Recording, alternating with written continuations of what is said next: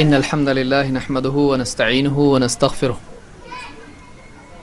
ونعوذ بالله من شرور أنفسنا ومن سيئات أعمالنا من يهده الله فلا مضل له ومن يضلل فلا هادي له وأشهد أن لا إله إلا الله وحده لا شريك له وأشهد أن محمدا عبده ورسوله أما بعد فإن خير الحديث كتاب الله وخير الهدي هدي محمد صلى الله عليه وسلم وشر الأمور محدثاتها وكل محدثة بدعة وكل بدعة ضلالة وكل ضلالة في النار.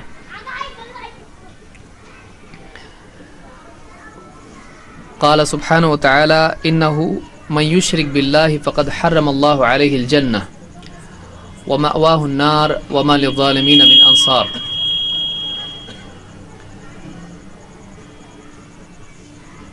اللہ تعالیٰ نے انسان کو اپنی عبادت کے لیے پیدا کیا ہے اور انسان کی زندگی کا مقصد یہ ہے کہ وہ اپنی آزادی کو چھوڑ کر اللہ رب العالمین کی پابندی اختیار کرے، وہ اپنی چاہتوں کو اللہ تعالیٰ کی رضا کی خاطر قربان کرے، وہی کام کرے جو اللہ کو راضی کرنے والا ہو، ان کاموں سے بچے جو اللہ کو ناراض کرنے والے ہوں۔ قرآن کریم میں اللہ تعالیٰ نے فرمایا وَمَا خَلَقْتُ الْجِنَّ وَالْإِنسَ إِلَّا لِيَعْبُدُونَ، میں نے جنات کو اور انسانوں کو اپنی عبادت کے لیے پیدا کیا ہے۔ اللہ کی عبادت کرنا، اللہ کی اطاعت کرنا، یہ انسان کی زندگی کا مقصد ہے۔ جو انسان اس مقصد کو پورا کرتا ہے وہ کامیاب ہے، اور وہ انسان جو اس مقصد کو پورا نہیں کرتا ہے، چاہے دنیاوی اعتبار سے اس کے پاس سب کچھ کیوں نہ ہو، مال و دولت، حکومت، دنیا کی ساری چیزیں، زیب و زینت، چاہے اس کے پاس ساری چیزیں ہوں، لیکن اگر وہ اپنے اس مقصد کو پورا نہیں کرتا ہے تو وہ دنیا میں بھی ناکام ہے اور آخرت میں بھی اللہ کی میزان میں، اللہ کے ترازو میں، اللہ کے فیصلے کے مطابق وہ ناکام ہوگا۔ اس لیے دنیا میں ہم سب کو اپنی زندگی کے بارے میں ایک بہت بڑا فیصلہ ہمیشہ کرنا چاہیے کہ ہم صرف اور صرف اللہ کے بندے بنے رہیں۔ ہم نہ اپنی خواہشات کے بندے بنیں، نہ سماج کے بنائے ہوئے اصولوں کے بندے بنیں، نہ باپ دادا کے طور طریقوں کے بندے بنیں، نہ دنیاوی اعتبار سے جو کامیابی ہے، دنیا کی جو چیزیں ہیں، زیب و زینت ہے، مال، دولت، حکومت، سیاست، ڈگری، عہدہ، ہم کسی چیز کو اپنی زندگی میں سب سے بڑا مقام نہ دیں سوائے اللہ کے۔ کوئی آدمی ہے، اس کو مال و دولت اپنی طرف ایسا کھینچ لیتے ہیں کہ وہ سارے اصول چھوڑ دیتا ہے، وہ ساری چیزیں چھوڑ دیتا ہے، اللہ کی بندگی سے نکل جاتا ہے۔ کوئی ایسا ہوتا ہے کہ دنیا کی عزت، دنیا کا عہدہ، دنیا کی رشتہ داریاں یا اس طرح کی جتنی چیزیں ہیں اس کو اللہ سے دور کرتی ہیں، وہ اللہ کی بندگی سے نکل کر غیر اللہ کی بندگی میں داخل ہو جاتا ہے۔ اللہ تعالیٰ نے قرآن کریم میں فرمایا اِنَّهُ مَن يُشْرِكْ بِاللَّهِ فَقَدْ حَرَّمَ اللَّهُ عَلَيْهِ الْجَنَّةَ، وہ انسان جو اللہ کے ساتھ شرک کرتا ہے، اللہ تعالیٰ نے جنت کو اس پر حرام کر رکھا ہے، وَمَأْوَاهُ النَّارُ، اور اس کے لیے ٹھکانہ جہنم ہے، اس کا ٹھکانہ جہنم ہے، وَمَا لِلظَّالِمِينَ مِنْ أَنصَارٍ، اور ظالموں کا کوئی مددگار نہیں ہوگا۔ اس آیت میں اللہ تعالیٰ نے یہ بات صاف طور سے بتا دی ہے کہ شرک کرنے والا اللہ کے نزدیک دنیا اور آخرت میں ناکام ہے۔ سب سے بری، بدترین چیز اگر کوئی آدمی اللہ کے معاملے میں کر سکتا ہے تو وہ شرک ہے۔ وہ چیز جو اللہ کو سب سے زیادہ ناپسند ہے وہ شرک ہے۔ آدمی کی بربادی، ہلاکت کے اعتبار سے سب سے خطرناک چیز شرک ہے۔ لیکن افسوس یہ ہے کہ انسانیت کی تاریخ اگر آپ دیکھیں تو آپ کو دکھائی دے گا کہ انسانوں کی اکثریت شرک میں مبتلا رہی ہے۔ وجہ اس کی یہ ہے کہ شیطان یہی چاہتا ہے کہ ایک انسان ہمیشہ ہمیشہ کے لیے برباد ہو جائے۔ شیطان یہی چاہتا ہے کہ ایک انسان اللہ تعالیٰ کو ناراض کرنے کے لیے ایسا کام کرے کہ اللہ تعالیٰ اتنا زیادہ اس سے ناراض ہو جائے کہ وہ برباد ہو جائے۔ شیطان چاہتا ہے کہ انسان شرک کرے، شیطان چاہتا ہے کہ انسان ایسا عمل کرے جس سے اللہ بہت ناراض ہوتا ہے، وہ ہمارا دشمن ہے۔ اللہ نے قرآن کریم میں فرمایا کہ شیطان تمہارا کھلا دشمن ہے، ان الشیطان لکم عدو فاتخذوہ عدوا، کہ شیطان تمہارا کھلا دشمن ہے اور تم اس کو اپنا دشمن ہی بنائے رکھو۔ انما یدعو حزبہ لیکونوا من اصحاب السعیر، وہ اپنے لوگوں کو اسی لیے بلاتا ہے، وہ اپنے لشکر کو اسی لیے آواز دیتا ہے کہ وہ شیطان کے ساتھ جہنمی بن جائیں، اصحاب السعیر بن جائیں، جھلسا دینے والی آگ میں پڑنے والے بن جائیں۔ تو شیطان برباد ہوا ہے، وہ چاہتا یہ ہے کہ اکیلا کیوں جاؤں، میں اپنے ساتھ دوسروں کو بھی لے کے جاؤں گا۔ اور اس کی سب سے بڑی دشمنی اگر ہے تو وہ آدم علیہ السلام اور ان کی اولاد سے ہے، کیونکہ اللہ تعالیٰ نے ابلیس کو حکم دیا تھا کہ آدم علیہ السلام کو سجدہ کرو۔ جب اس نے سجدہ کرنے سے انکار کیا تو اللہ تعالیٰ نے اس کو دھتکار دیا اور جہنمی اس کو قرار دے دیا، اس کو اپنی ہاں سے ملعون بنا کر اتار دیا۔ اب اس کی دشمنی قیامت تک باقی رہنے والی ہے، وہ اپنی دشمنی چھوڑے گا نہیں، اور اس دشمنی کو نبھانے کے لیے وہ یہ ثابت کرنے کی کوشش کرتا ہے کہ اے اللہ، جس کے لیے تو نے جس کو اتنی عزت دی، بنی آدم کو، آدم علیہ السلام کو اور ان کی اولاد کو، کہ مجھ کو آدم کو سجدہ کرنے کے لیے تو نے کہا، یہ واقعی تیرا بندہ نہیں بن سکتا ہے، میں تیری بندگی سے نکال کے اس کو دوسروں کا بندہ بناؤں گا۔ میں نے ایک سجدہ نہیں کیا، ٹھیک ہے، اب یہ دیکھ کہاں کہاں جھکتا ہے، یہ دیکھ تیرے سوا کس کس کا بندہ بنتا ہے۔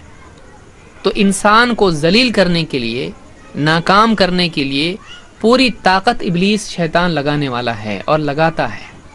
یہی وجہ ہے کہ انسانیت کی تاریخ میں آپ کو دکھائی دے گا کہ اکثریت ہمیشہ سے شرک میں مبتلا رہی ہے۔ قرآن کریم آپ اٹھا کے دیکھیں، اللہ تعالیٰ نبیوں کے حالات جب بیان کرتا ہے تو اللہ فرماتا ہے وَلَقَدْ أُوحِيَ إِلَيْكَ وَإِلَى الَّذِينَ مِن قَبْلِكَ لَئِنْ أَشْرَكْتَ لَيَحْبَطَنَّ عَمَلُكَ وَلَتَكُونَنَّ مِنَ الْخَاسِرِينَ۔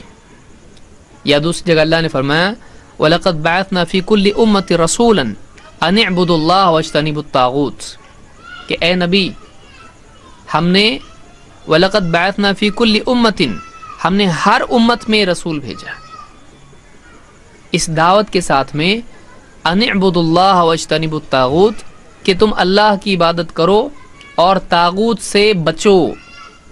طاغوت کیا ہے؟ اللہ کے سوا جس کی عبادت کی جاتی ہے اس کو طاغوت کہتے ہیں۔ اللہ کے سوا چاہے وہ پتھر ہو، پیڑ ہو یا کوئی اور ہو، اللہ کے سوا جس کی عبادت کی جاتی ہے وہ طاغوت ہے۔ تو قرآن کریم میں اللہ نے بتایا کہ سارے نبیوں کے، سارے رسولوں کے آنے کا ایک مقصد تھا، اور وہ مقصد کیا تھا؟ وہ لوگوں کو اللہ کے بندے بنانا چاہتے تھے اور اللہ کے سوا دوسروں کی بندگی سے ان کو نکالنا چاہتے تھے، اس لیے کہ شیطان اللہ کی بندگی سے نکال کے دوسروں کی بندگی میں انسان کو مبتلا کرے گا، وہ شرک میں انسان کو مبتلا کرے گا۔ شرک کیا ہے؟ اللہ کے رب ہونے کے اعتبار سے، اللہ کے معبود ہونے کے اعتبار سے، اللہ کی ذات و صفات میں کسی کو شریک کرنا۔ جو چیز اللہ کے ساتھ خاص ہے اس چیز میں اللہ کے ساتھ کسی اور کو شریک کرنا، جیسا اللہ ہے کسی ایک چیز میں ہی صحیح، اللہ کی طرح اس کو بھی ماننا۔ وہ چیز جو اللہ کے لیے خاص ہے کسی اور کے لیے ماننا، اس کو کیا کہتے ہیں؟ شرک کہتے ہیں۔ جیسے مثال کے طور پر کہیں سے بھی انسان پکارے، اللہ اس کی آواز کو سنتا ہے، اس کی پکار کو پہچانتا ہے، اللہ اس کو جانتا ہے۔ چاہے وہ کسی بھی زبان میں پکارے، اس کی آواز چاہے اونچی ہو یا وہ ایک دم سرگوشی میں بولے، کسی بھی زبان میں بولے، کسی بھی علاقے میں بولے، کسی بھی وقت میں پکارے، اللہ تعالیٰ اس کی پکار کو سنتا ہے اور اس کی آواز کو جانتا ہے کہ کون کہاں سے پکار رہا ہے۔ اللہ ہر ایک کو دیکھتا ہے۔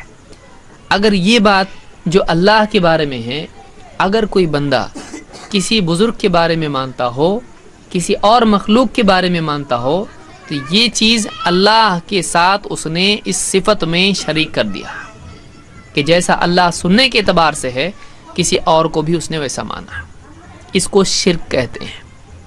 یا اللہ نے ہم کو اپنی عبادت کا حکم دیا ہے، ہم کلمہ پڑھتے ہیں لا الہ الا اللہ، کیا مطلب ہے اس کا؟ کتنے لوگ ہیں جو اس کا مطلب بھی نہیں جانتے ہیں۔ ہم کلمہ پڑھتے ہیں لا الہ الا اللہ، اللہ کے سوا کوئی معبود نہیں، یعنی اللہ کے سوا کوئی عبادت کے لائق نہیں۔ لوگ اپنے طور پر کسی کو معبود بنا سکتے ہیں، کسی پیڑ کو، کسی پتھر کو، کسی بت کو، سورج کو، چاند کو، ہواؤں کو، پریوں کو، کسی بھی چیز کو، آگ کو، کسی کو بھی لوگ پوچھ سکتے ہیں، لیکن اسلام میں جائز نہیں ہے۔ کیوں؟ اس لیے کہ وہ معبود ہونے کا حق نہیں رکھتے ہیں۔ پیڑ انسان کا لگایا ہوا ہوتا ہے، وہ بیج کا محتاج ہے، آگ جلانے سے لگتی ہے، وہ نہیں تھی، اس کو کسی اور نے جلایا۔ اسی طرح سے کوئی بت ہے، وہ کسی کے تراشنے سے بنتا ہے، وہ اپنے وجود میں کسی اور کا محتاج ہے، اور جو محتاج ہے وہ معبود نہیں بن سکتا ہے، جو محتاج ہے وہ معبود نہیں ہو سکتا ہے۔ تو اب کوئی آدمی، اللہ نے حکم دیا ہے کہ اللہ کو سجدہ کیا جائے، اللہ سے دعا کی جائے، اللہ کے آگے جھکا جائے، اللہ سے مانگا جائے، اللہ کے نام کی قربانی کی جائے، اس کو خوش کرنے کے لیے جانور قربان کیا جائے۔ یہ سارے عمل عبادت والے عمل ہوتے ہیں۔ ان کو کیا کہتے ہیں؟ یہ عبادت ہے۔ سجدہ کرنا عبادت ہے، قربانی کرنا عبادت ہے، اسی طرح سے روزہ رکھنا عبادت ہے، اور نماز پڑھنا عبادت ہے، دعا کرنا عبادت ہے۔ اب اگر یہ عمل جو عبادت ہے، اگر کوئی آدمی اللہ کے سوا کسی اور سے دعا کرتا ہے تو اب اس نے اللہ کی عبادت میں کسی اور کو شریک کیا، یہ شرک ہے۔ دعا صرف اللہ سے ہونی چاہیے تھی، کیونکہ حدیث میں اللہ کے نبی صلی اللہ علیہ وسلم نے فرمایا الدعاء هو العبادہ، دعائیں عبادت ہے۔ اب اگر کوئی آدمی اللہ کی عبادت کرتا ہے، اللہ سے دعا کرتا ہے، تو وہ اللہ کی عبادت کر رہا ہے۔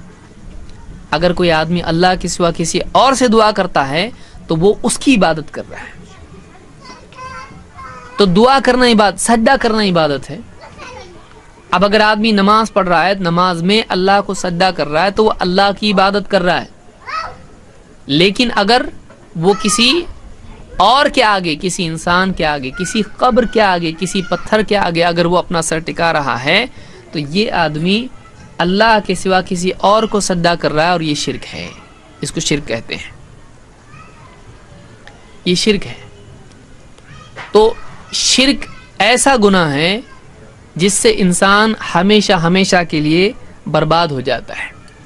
اللہ تعالیٰ نے قرآن کریم میں فرمایا اِنَّهُ مَن يُشْرِكْ بِاللَّهِ فَقَدْ حَرَّمَ اللَّهُ عَلَيْهِ الْجَنَّةَ وَمَأْوَاهُ النَّارُ وَمَا لِلظَّالِمِينَ مِنْ أَنصَارٍ، کہ جو کوئی اللہ کے ساتھ شرک کرتا ہے، اِنَّهُ مَن يُشْرِكْ بِاللَّهِ، جو اللہ کے ساتھ شرک کرتا ہے، فَقَدْ حَرَّمَ اللَّهُ عَلَيْهِ الْجَنَّةَ، اللہ نے جنت اس پر حرام کر دی ہے، وَمَأْوَاهُ النَّارُ، اس کا ٹھکانہ جہنم ہے، وَمَا لِلظَّالِمِينَ مِنْ أَنصَارٍ، اور ظالموں کا کوئی بھی مددگار نہیں ہوگا، ظالموں کا کوئی مددگار نہیں ہوگا۔ تین باتیں اس آیت میں اللہ نے بیان کی ہیں۔ نمبر ایک، جو شرک کرتا ہے اس کے لیے جنت حرام ہے اور جنت میں نہیں جائے گا۔ دو، تو جائے گا کہاں؟ وہ جہنم میں جائے گا۔ وَمَأْوَاهُ النَّارُ، وہ جہنم میں جائے گا۔ اور آدمی سوچتا ہے کہ ٹھیک ہے، اگر میں گناہ گار ہوں تو کوئی نہ کوئی میری مدد کر کے مجھ کو جنت میں لے جائے گا۔ تو اللہ نے فرمایا کہ جو آدمی شرک کرتا ہے، چاہے وہ کسی کا رشتہ دار ہی کیوں نہ ہو، بڑے سے بڑی ولی کا رشتہ دار ہو، نبی کا بیٹا ہو، نبی کا باپ ہو، نبی کا چچا ہو، اللہ نے فرمایا وَمَا لِلظَّالِمِينَ مِنْ انصار، ظالموں کا کوئی مددگار نہیں ہوگا۔ نوح علیہ السلام کا بیٹا مسلمان نہیں تھا، کلمہ اس نے قبول نہیں کیا، نوح علیہ السلام کی دعوت اس نے نہیں مانی۔ اللہ تعالیٰ سے نوح علیہ السلام نے جب اس کو بلایا، کشتی میں سوار ہونے کے لیے کہا، طوفان جب آیا سوار نہیں ہوا، وہ اپنے شرک پر قائم رہا۔ پھر طوفان آیا، طوفان میں وہ غرق ہو گیا۔ جب وہ غرق ہو گیا تو نوح علیہ السلام نے اللہ سے دعا کی، اللہ وہ میرا بیٹا ہے، میرے گھر والوں میں سے ہے، اس نے نہیں مانا، کم سے کم تو اس کی مغفرت کر دے۔ سفارش کر رہے ہیں اللہ کے رسول۔ اللہ نے کہا اے نوح وہ تیرا بیٹا تیرے گھر والوں میں سے نہیں، انہ لیس من اہلک انہ عمل غیر صالح، وہ تیرے گھر والوں میں سے نہیں ہے، اس کا عمل برا تھا، اس کا عمل برا تھا، یعنی اس کا عمل شرکیہ تھا، اس کا عمل کفریہ تھا۔ وہ اگرچہ نوح علیہ السلام کا بیٹا ہے لیکن اس کی زندگی میں توحید نہیں تھی، اس کی زندگی میں شرک تھا۔ تو آپ بتائیے نوح علیہ السلام نہیں بچا پا رہے ہیں۔ نبی سے بڑھ کے کوئی ہو سکتا ہے، رسول سے بڑھ کے کوئی ہو سکتا ہے۔ ایک رسول اللہ سے کہہ رہے ہیں اللہ میرا بیٹا ہے، اللہ نے کہا وہ تمہارے گھر والا نہیں ہے، اس کا عمل برا تھا، اس کا عمل اگر برا ہے تو اس کی مغفرت نہیں ہو سکتی ہے۔ ابراہیم علیہ السلام کا باپ ہے آزر، اللہ نے اس کا بھی قصہ ذکر کیا۔ سورہ الانبیاء پڑھیں یا سورہ انعام پڑھیں، آپ کو ملے گا کہ اس نے بات نہیں مانی۔ سورہ مریم آپ دیکھیں، ابراہیم علیہ السلام نے جب دعوت دی باپ کو تو کہا کہ تو مجھ کو اپنے معبودوں سے ہٹانا چاہتا ہے، اگر تو اپنی بات بولنا چھوڑتا نہیں ہے تو میں پتھر تجھ کو ماروں گا اور پتھر مار مار کے تجھ کو ختم کر ڈالوں گا۔ باپ نے بیٹے سے کہا، اتنا اپنے دین پر جمع ہوا۔ شرک آدمی میں سختی پیدا کرتا ہے، وہ بات سننے کے لیے آدمی تیار نہیں ہوتا ہے۔ آپ دیکھیے جو آدمی شرک میں پڑا ہوتا ہے اس کو آپ بولے ایک بات سنو، اللہ کی بات سنو، بولے ہم کو نہیں سننا ہے۔ کیوں؟ اس لیے کہ شرک آدمی کی عقل پر پردہ ڈال دیتا ہے۔ ابراہیم علیہ السلام کا باپ بھی شرک میں پڑا ہوا تھا، وہ بت بنایا کرتا تھا، لکڑی کے بت اس زمانے میں بنائے جاتے تھے۔ ابراہیم علیہ السلام نے دعوت دی، اے میرے باپ اللہ کے ساتھ شریک مت کرو، شیطان کے پیروکار نہ بنو، شیطان کے بندے مت بنو۔ بہت لمبی دعوت دی، سمجھایا باپ کو، کہا کہ اگر تو یہ بولنا نہیں چھوڑے گا تو میں تجھ کو پتھر مار کے ختم کر دوں گا۔ قال سلام علیک، نوح علیہ السلام نے کہا ٹھیک ہے السلام علیکم، وہاں سے نکل گئے۔ انی مہاجر الی ربی سیہدین، میں اپنے رب کی طرف جا رہا ہوں، اب میں ہجرت کر کے تجھ کو چھوڑ کے جا رہا ہوں۔ باپ کو چھوڑ کے نکل گئے کیونکہ باپ نے رہنا ہی مشکل کر دیا۔ اگر رہنے دیتا تو بات کرتے، لیکن کہا کہ تو اب یہاں سے نکل جا، اگر تو پھر یہ بات کرے گا پتھر مار کے تجھ کو ہلاک کر دوں گا، میں سنسار کر دوں گا تجھ کو۔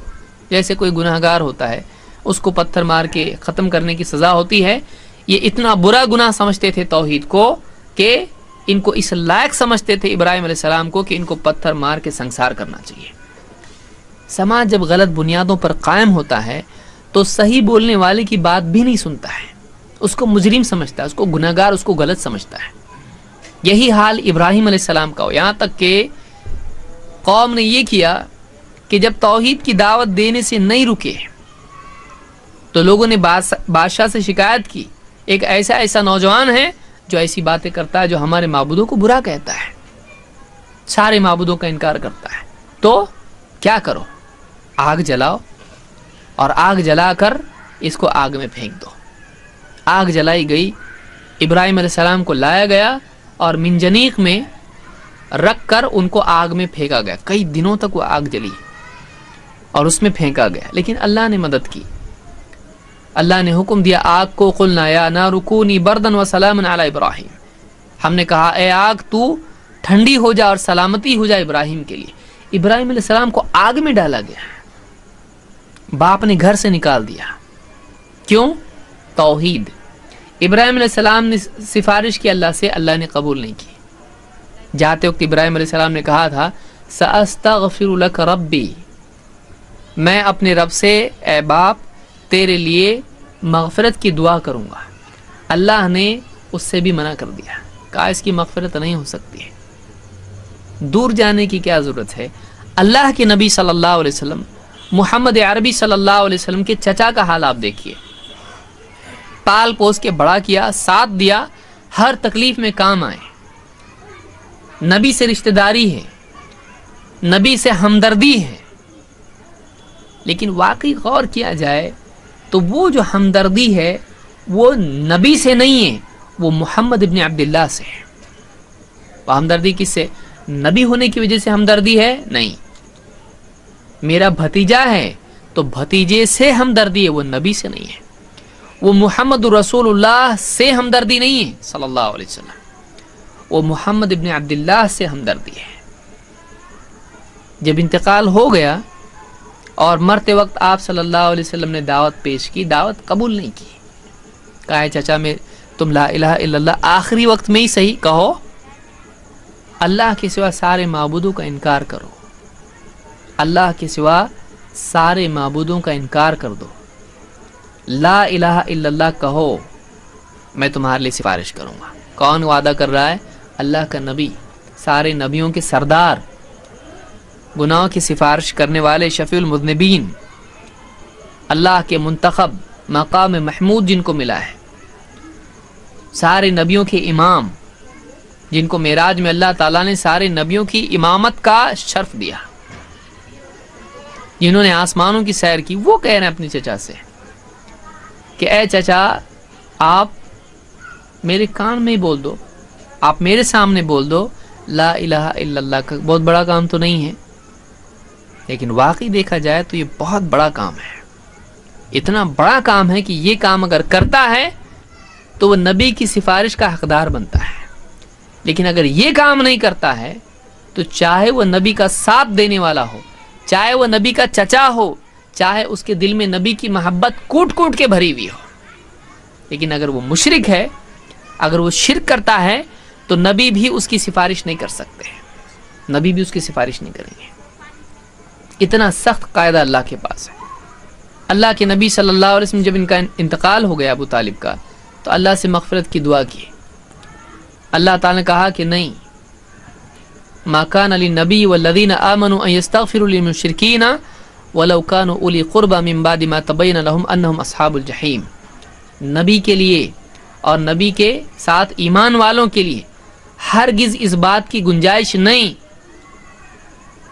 کہ وہ ان لوگوں کے لیے مغفرت کی دعا کریں جو مشرک ہیں، جبکہ بات صاف ہو چکی ہو کہ یہ لوگ جہنمی ہیں، کیونکہ توبہ نہیں کیے، زندگی ختم ہو گئی، شرک پر ہی مر گئے، اور دعوت پہنچی تھی، ایسا بھی نہیں کہ دعوت نہیں پہنچی، کسی کو دعوت نہ پہنچی اور شرک پر مرا ایک اور بات ہے، لیکن ان کو دعوت پہنچی ہے، نبی نے سمجھایا ہے، لیکن آخر وقت میں کہا کہ میں اپنے باپ دادا کے دین پر ہوں۔ دیکھیے کیا ہوا، نبی کی بات نہیں مان کے جو آدمی باپ دادا کے دین پر مرا ہے، اللہ تعالیٰ نے فرمایا کہ اے نبی آپ ان کے لیے مغفرت کی دعا بھی نہیں کر سکتے،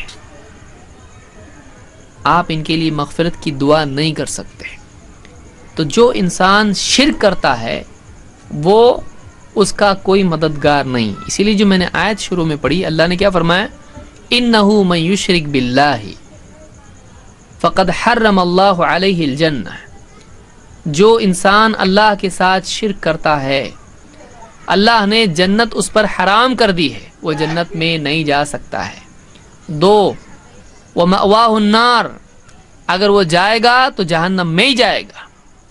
3 وما للظالمین من انصار، ظالموں کا کوئی مددگار نہیں ہوگا۔ نوح علیہ السلام اپنے بیٹے کے مددگار نہیں بن سکے، ابراہیم علیہ السلام اپنے باپ کے مددگار نہیں بن سکے، محمد رسول اللہ صلی اللہ علیہ وسلم اپنے چچا کے مددگار نہیں بن سکے۔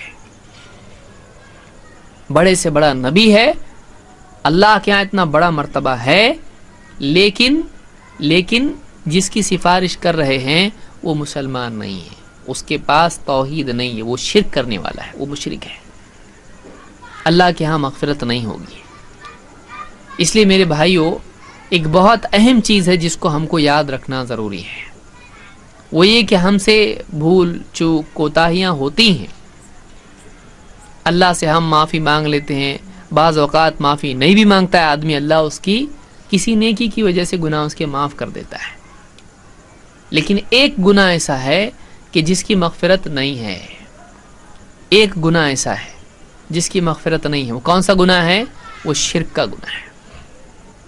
قرآن کریم میں اللہ تعالیٰ نے فرمایا ان اللہ لا یغفر ان یشرک بہ ویغفر ما دون ذلک لمن یشاء، کہ اے نبی آپ بتا دو لوگوں کو، ان اللہ یقیناً لا یغفر ان یشرک بہ، اللہ تعالیٰ ہرگز اس بات کی مغفرت نہیں کرے گا کہ اس کے ساتھ شرک کیا جائے، ویغفر ما دون ذلک لمن یشاء، اور اس کے سوا جس گناہ کے لیے جس کی چاہے گا مغفرت کر دے گا۔ شرک کے سوا کوئی بھی گناہ آدمی کر لے، ہو سکتا ہے اللہ معاف کرے، گناہ تو کرنا نہیں چاہیے، لیکن اگر کسی سے گناہ ہو گیا تو اللہ تعالیٰ ممکن ہے اس کی مغفرت کر دے، لیکن اگر شرک پر آدمی مرا ہے تو اس آدمی کی مغفرت نہیں ہے۔ اللہ نے صاف کہہ دیا کہ جو آدمی شرک پر مرتا ہے اس کی مغفرت نہیں ہوگی، جو آدمی شرک کرتا ہے اس کی مغفرت نہیں ہے۔ اس لیے ہم کو اپنی زندگی میں خاص طور سے دو چیزوں سے بچنا چاہیے، دو چیزیں جو آدمی کی نیکیوں کو برباد کرتی ہیں، ایک شرک اور دوسرے بدعت۔ یہ دو چیزیں ہیں جو آدمی کو اللہ کے ہاں ملعون بناتی ہیں اور نبی کریم صلی اللہ علیہ وسلم کی سفارش سے محروم کرنے والی چیز ہے، حوض کوثر سے دھتکارے جانے لائق ایک انسان کو بناتی ہے۔ آئیے ہم لوگ دیکھتے ہیں اس بارے میں قرآن و سنت میں اللہ تعالیٰ نے اور اللہ کے رسول صلی اللہ علیہ وسلم نے کیا باتیں بیان کی ہیں۔ جیسے کہ میں نے آپ کے سامنے بات رکھی کہ شرک کی مغفرت نہیں ہے، اللہ نے فرمایا ان اللہ لا یغفر ان یشرک بہ، اللہ تعالیٰ شرک کی مغفرت ہرگز نہیں کرے گا، ہاں شرک کے سوا اللہ جس گناہ کی چاہے گا مغفرت کر دے گا، جس آدمی کی چاہے گا مغفرت کرے گا، لیکن شرک کی مغفرت نہیں ہے۔ اسی طرح سے اللہ تعالیٰ نے یہ بات بتائی، شرک اور بدعت میں ایک مشترک بات ہے، شرک جس آدمی کی زندگی میں آتا ہے اس کی ساری نیکیاں برباد ہو جاتی ہیں، حج کیا ہو، نمازیں پڑھی ہوں، زکوٰۃ دی ہو، صدقات کیے ہوں، لوگوں سے اچھے اخلاق سے آدمی پیش آیا ہو، رشتہ داروں کے حق ادا کیے ہوں، بڑی سے بڑی نیکیاں اس نے کی، لیکن اگر وہ جانتے بوجھتے شرک کرتا ہے اور توبہ نہیں کرتا ہے، شرک پر ہی مرتا ہے، تو قرآن کریم میں اللہ تعالیٰ نے بتلایا کہ اگر بڑی سے بڑی شخصیت بھی شرک میں مبتلا ہو تو اس کی ساری نیکیاں برباد ہیں، اس کی ساری نیکیاں برباد ہیں۔ قرآن کریم میں اللہ تعالیٰ نے یہ بات بیان کی ہے، اللہ نے فرمایا وَلَقَدْ أُوحِيَ إِلَيْكَ وَإِلَى الَّذِينَ مِن قَبْلِكَ لَئِنْ أَشْرَكْتَ لَيَحْبَطَنَّ عَمَلُكَ وَلَتَكُونَنَّ مِنَ الْخَاسِرِينَ۔ اے نبی، آپ سے پہلے جتنے نبی گزرے ہیں ان کی طرف بھی ہم نے اس بات کی وحی کی تھی، اور آپ کی طرف بھی ہم یہ پیغام بھیج رہے ہیں، لَئِنْ أَشْرَكْتَ لَيَحْبَطَنَّ عَمَلُكَ، اگر آپ نے بھی شرک کیا، لَئِنْ أَشْرَكْتَ، اگر آپ نے بھی شرک کیا، لَيَحْبَطَنَّ عَمَلُكَ، ہم آپ کا بھی عمل برباد کر دیں گے، آپ کا سارا عمل برباد، وَلَتَكُونَنَّ مِنَ الْخَاسِرِينَ، اور آپ گھاٹا اٹھانے والوں میں سے ہو جاؤ گے۔ آپ جانتے ہیں اللہ کے جتنے نبی ہوتے ہیں وہ معصوم ہوتے ہیں، ان سے شرک تو بہت دور کی بات ہے، کسی گناہ کا صدور نہیں ہوتا ہے۔ اللہ کے جتنے نبی ہوتے ہیں وہ سارے بندوں میں سب سے زیادہ متقی اور پرہیزگار ہوتے ہیں، ہر گناہ سے، ہر چھوٹی بڑی سب چیزوں سے بچنے والے ہوتے ہیں۔ لیکن اللہ تعالیٰ نے ایسا کیوں کیا؟ یہاں پر اللہ نے کیا فرمایا کہ اگر اے نبی آپ نے بھی شرک کیا، حالانکہ نبی شرک کر سکتا ہے؟ نبی شرک نہیں کر سکتا ہے۔ علماء نے یہاں پر کہا، اللہ نے یہاں پر قاعدہ بیان کیا ہے کہ اگر بڑی سے بڑی شخصیت بھی شرک کرتی ہے اس کے لیے بھی شرک والا قاعدہ بدلا نہیں جائے گا۔ عام آدمی تو دور کی بات ہے، ایک بہت ہی نیک انسان بھی اگر شرک کرتا ہے تو اللہ تعالیٰ اس کی ساری نیکیوں کو برباد کر دے گا۔ اس نے حج کیے ہوں، زکوٰۃ دی ہو، نمازیں پڑھی ہوں، کیا کچھ نہیں کیا ہے، اور نبی کا عمل کتنا بڑا ہوتا ہے۔ ہماری نماز کیسی، ہماری زکوٰۃ، ہمارے روزے، ہمارے حج، کتنی کمیاں کوتاہیاں اس میں ہوتی ہیں، لیکن نبی کا عمل، نبی کی نماز عمدہ، نبی کا حج عمدہ، نبی کی ساری نیکیاں اعلیٰ۔ اللہ نے فرمایا کہ نبی جیسی شخصیت اور نبی جیسے اعلیٰ عمل اگر ہوں، لیکن اس انسان کی زندگی میں اگر شرک آ جائے، اللہ نے فرمایا لَيَحْبَطَنَّ عَمَلُكَ، سارا عمل برباد کر دیا جائے گا، ساری نیکیاں برباد کر دی جائیں گی۔ یہ نہیں کہ اتنی اچھی نماز ہے اس کو کیسے برباد کیا جائے، نہیں، اتنا اچھا حج، اتنا اچھا روزہ، اتنے اچھے اخلاق والا انسان، سارا عمل برباد کر دیا جائے گا، اور آخر میں نتیجہ کیا ہوگا؟ وَلَتَكُونَنَّ مِنَ الْخَاسِرِينَ۔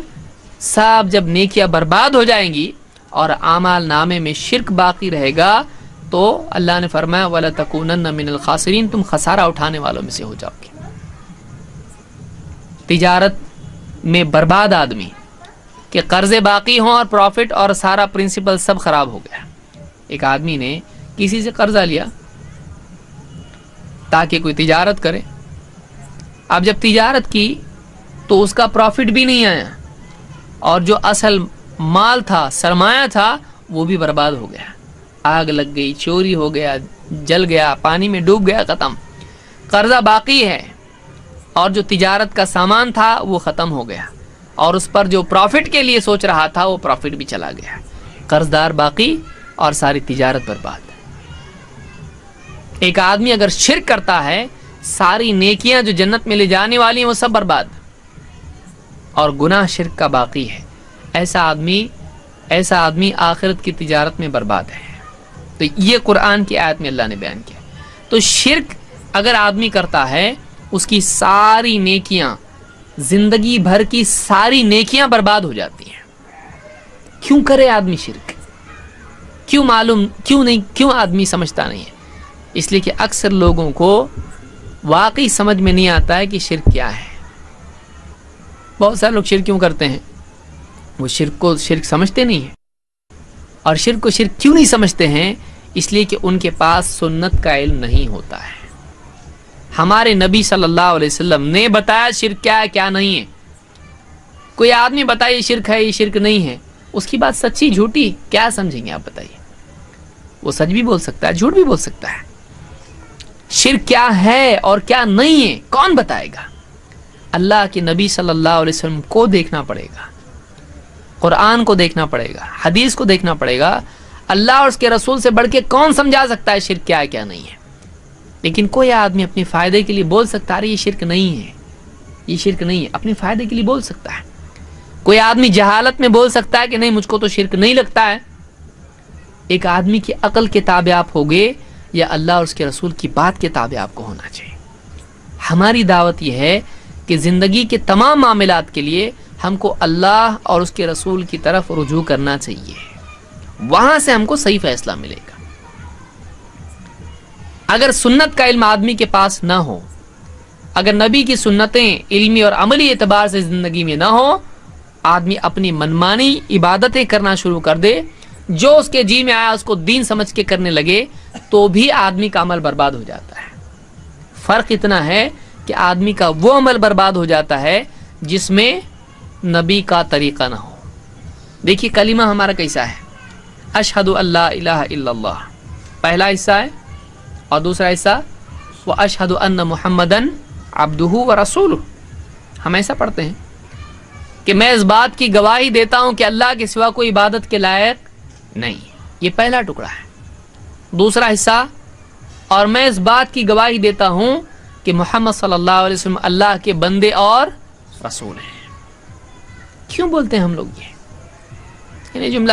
کیا مطلب ہے، کیا فائدہ ہے اس کا؟ کوئی آدمی پوچھ سکتا ہے کوئی غیر مسلم اگر ہم کو ہاتھ پکڑ کے پوچھے یہ جو آپ اذان میں بار بار بولتے ہو اشہد ان لا الہ الا اللہ اشہد ان محمد رسول اللہ کیوں بولتے ہیں؟ کوئی آدمی مسلمان ہونا ہے تو اس نے کیوں بولنا ہے یہ، دوسرا کیوں نہیں، یہ کیوں؟ کبھی سوچا ہے اس کے اوپر؟ اس کی کیا اہمیت ہے دین میں؟ اور یہ دو ٹکڑے، دو جملے، دو باتیں بول کے کیا بڑی بات ہو جاتی ہے؟ پورا دین اس میں آتا ہے، پورا دین اس پر ٹکا ہوا ہے۔ کیسے؟ لا الہ الا اللہ، اللہ کے سوا کوئی عبادت کے لائق نہیں، تو معلوم ہوا زندگی کا مقصد کیا ہے؟ اللہ کی عبادت۔ تو ہم اللہ کے سوا کسی کی عبادت نہیں کرتے ہیں، یہ ہم اس میں بولتے ہیں کہ ہم اپنی زندگی کے مقصد کو پورا کرنا چاہتے ہیں اور ہم اللہ کے بندے ہیں، اللہ کے سوا کسی کی عبادت نہیں کرتے۔ لیکن دوسرا حصہ اس کا یہ ہے جس میں عام طور سے گمراہی آتی ہے۔ ایک گمراہی کیا آتی ہے؟ عبادت کس کی کر رہا ہے؟ کبھی بت کے آگے جھک رہا ہے، کبھی پیڑ کے آگے، کبھی قبر کے آگے، کبھی کسی اور کے آگے۔ دوسرا پرابلم کیا آتا ہے کہ اللہ کی عبادت کرنا ہے لیکن اپنے دل سے کوئی بھی چیز نکال کے اس کو دین سمجھ کے کرنے لگتا ہے۔ اللہ کی عبادت میں اپنے دل کا طریقہ آدمی اپناتا ہے، گمراہ ہو جاتا ہے۔ تو ہم کہتے ہیں لا الہ الا اللہ، اس کا تقاضا ہے کہ ہم اللہ کی عبادت کریں، کسی اور کی نہیں۔ اور دوسرا جملہ ہے محمد رسول اللہ، اس کا تقاضا ہے کہ اللہ کی عبادت اپنی منمانی سے نہیں کرنا ہے، اپنے دل سے کچھ بھی نہیں کرنا ہے، بلکہ محمد عربی صلی اللہ علیہ وسلم نے جیسا سکھایا ویسا کرنا۔ دو جملے میں سارا دین آ گیا۔ عبادت کس کی؟ اللہ کی۔ عبادت کا طریقہ کس کا؟ محمد رسول اللہ صلی اللہ علیہ وسلم کا۔ شارٹ کٹ میں پوری بات سمجھ میں آ جاتی۔ عبادت اللہ کے سوا کسی کی نہیں کریں گے، دو، اور عبادت محمد صلی اللہ علیہ وسلم کے طریقے کے سوا کسی اور کے طریقے پہ نہیں کریں گے۔ یہ پورے دین کا خلاصہ اس میں آ جاتا ہے۔ لیکن شیطان چاہتا ہے انسان ناکام ہو، اس لیے شیطان کی کوشش کیا ہوتی ہے؟ اس کو عبادت اللہ کے سوا دوسروں کی کرائیں گے، اور عبادت اللہ کی اگر یہ کرے گا تو اس عبادت میں طریقہ دوسرا کوئی لگا دیں گے، نبی کے طریقے پہ نہیں آنے دیں گے۔ برباد برباد برباد۔ اس لیے آپ دیکھیں اللہ کے نبی صلی اللہ علیہ وسلم ایک حدیث میں فرماتے ہیں کہ من احدث فی امرنا ھذا ما لیس منہ فہو رد، جو ہمارے اس دین میں کوئی ایسی چیز نکالے جو اس دین میں نہیں تھی، آخرت میں وہ رد کر دی جائے گی، اللہ اس کو قبول ہی نہیں کرے گا، وہ مردود ہے۔ اپنے دل سے کوئی نیکی کی، کوئی طریقہ اپنا بنا لیا دین کا، اور یہ سمجھ رہا ہے کہ یہ آخرت میں کامیابی کا طریقہ ہے، حالانکہ اللہ کے رسول صلی اللہ علیہ وسلم نے وہ چیز نہیں سکھائی ہے، وہ دین نہیں ہے، اس کا دل بولتا ہے۔ ایسا کرنے سے اللہ خوش ہوگا۔ اب کسی قبر پر جا کر سجدہ کرنے سے اللہ خوش ہوتا ہے، بزرگ کی تعظیم ہو جاتی ہے۔ اللہ نے یہ نہیں سکھایا، اللہ کے رسول نے یہ نہیں سکھایا۔ اب اس کا دل بولتا ہے ایسا کرنے سے اللہ خوش ہوتا ہے، اس کا دل بولتا ہے ایسا کرنے سے آخرت میں کامیابی ہے، اس کے دل میں یہ بات ہے، اس کی اپنی بات ہے، قرآن میں یہ نہیں ہے، حدیث میں نہیں ہے، اللہ رسول نے نہیں سکھایا۔ اب اگر کوئی آدمی اپنے دل سے کچھ بھی دین میں نکالتا ہے، اللہ کے نبی صلی اللہ علیہ وسلم فرماتے ہیں فہو رد، من احدث فی امرنا ھذا ما لیس منہ فہو رد، جو ہمارے اس دین میں کوئی ایسی چیز نکالتا ہے جو اس دین میں نہیں ہے، وہ رد کر دی جائے گی، قبول نہیں ہوگی، چاہے وہ نماز ہو، چاہے وہ حج ہو، چاہے وہ روزہ ہو، چاہے وہ زندگی کا کوئی بھی عمل ہو۔ اگر اپنے دل سے کوئی آدمی کوئی عمل کرتا ہے، دیکھتا نہیں ہے کہ ہمارے رسول کا طریقہ کیا تھا، اپنے دل سے کچھ بھی کرتا ہے، تو چاہے وہ کتنے بھی اخلاص سے کرے، کتنی اچھی نیت سے کرے، اللہ اس کی نیکی کو قبول نہیں کرے گا۔ ایک بات یہاں معلوم ہوئی، نیکی کے مقبول ہونے کے لیے دو باتیں ضروری ہیں۔ دیکھیں ہم چاہتے ہیں، ہر آدمی چاہتا ہے میری نیکی اللہ قبول کرے، ایک نیکی بھی اگر کم پڑ گیا آخرت میں آدمی جہنم میں جائے گا، دنیا میں مال رہ جائے گا، ڈگری رہ جائے گی، رشتہ دار قبر تک آئیں گے واپس چلے جائیں گے، کوئی کام نہیں آئے گا۔ बीवी, बच्चे जिनको पाल पोस के बच्चों को बड़ा किया, बीवी के लिए क्या कुछ नहीं उसकी खुशी के लिए किया, सब दुनिया में रह जाएंगे, ये आखिरत में चला जाएगा। अब आखिरत में जाने के बाद में क्या काम आएगा? नेकियां काम आएंगी, एक एक नेकी काम आएगी। लेकिन अगर आदमी ने नेकियां बहुत की हों लेकिन शिर्क किया हो, सारी नेकियां बर्बाद। नेकियां बहुत की हों लेकिन नेकियों में तरीका नबी का इख्तियार न किया हो, नेकी मकबूल नहीं होगी।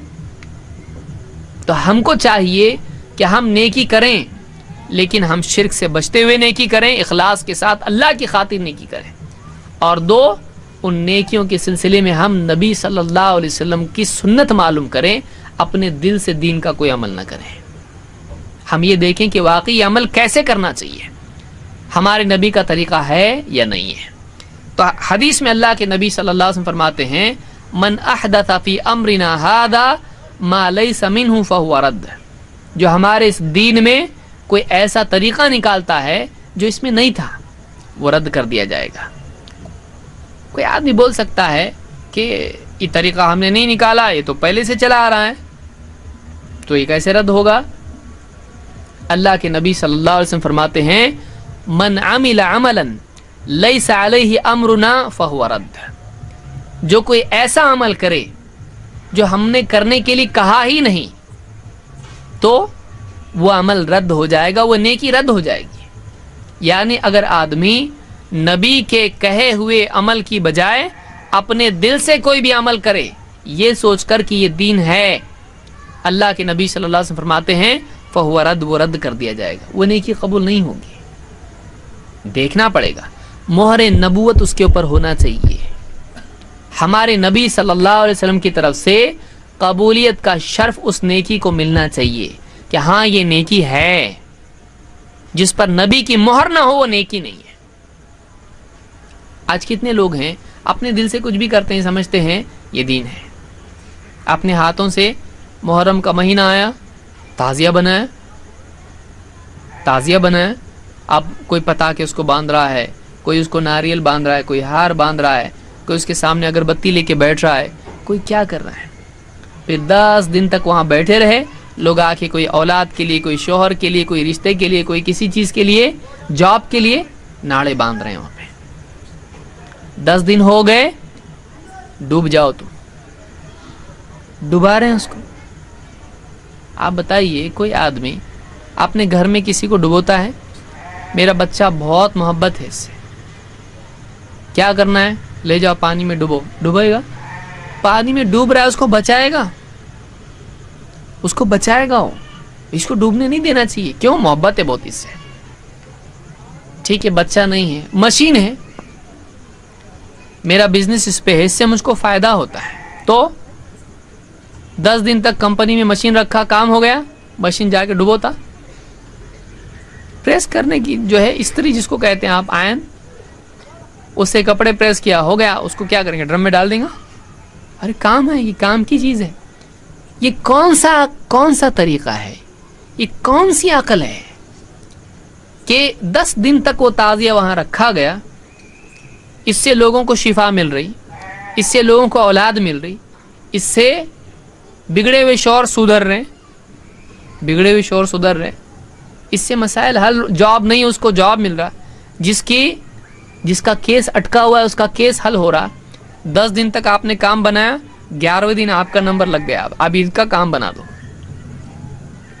वो अपने आप को बचा सकता है।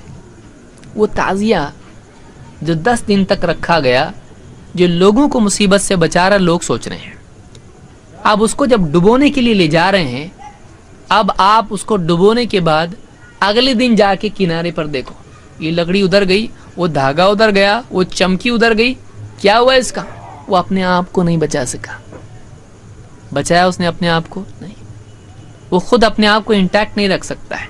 उसके धागे टूट गए, उसके कागज पानी में मिलके पिघल गए, उसकी चमक ही उसकी चली गई, उसका ढांचा खत्म हो गया।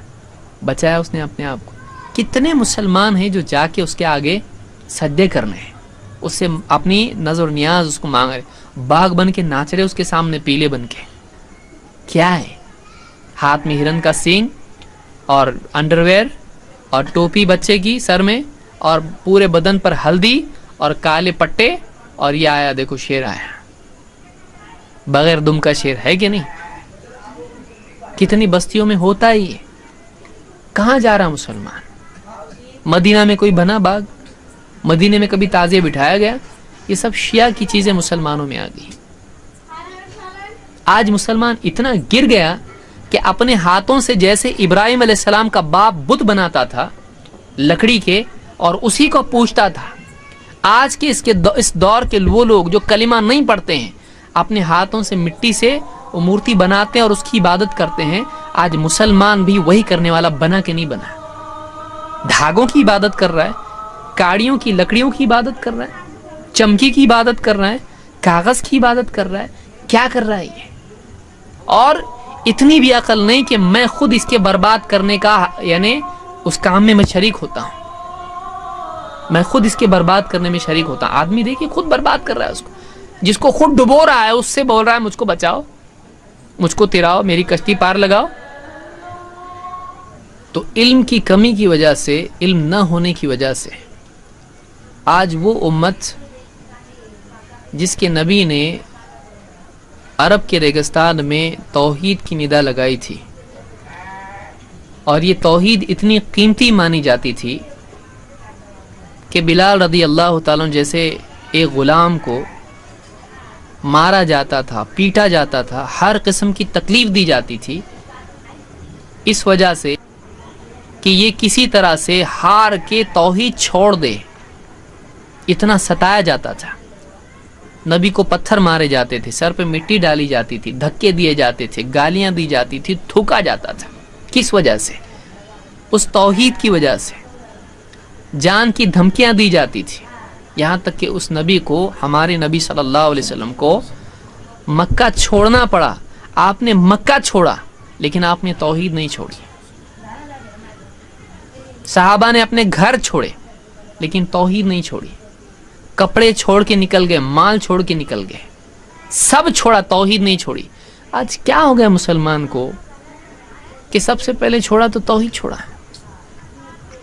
اور وہی ابراہیم علیہ السلام جن کے ماننے والے ہونے کا دعویٰ کرنے والے وہی مشرک جو عرب میں بسے ہوئے تھے, جو اللہ کے نبی صلی اللہ علیہ وسلم کے اوپر کے لوگ تھے, باپ دادا میں سے جو بھی لوگ بگڑ چکے تھے بعد میں, اس عرب میں جو شرک چھایا ہوا تھا, وہی لوگ جو کہتے تھے ہم ابراہیم علیہ السلام کے دین پر ہیں, وہ ابراہیم علیہ السلام کے دین پر نہیں تھے, وہ ابراہیم علیہ السلام کے باپ کے دین پر تھے.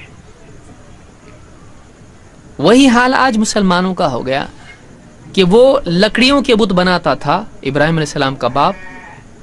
آج مسلمان بھی اپنے ہاتھوں سے لکڑی اور مٹی کی چیزیں بنا کر لکڑی کے گھوڑے بنا رہے ہیں.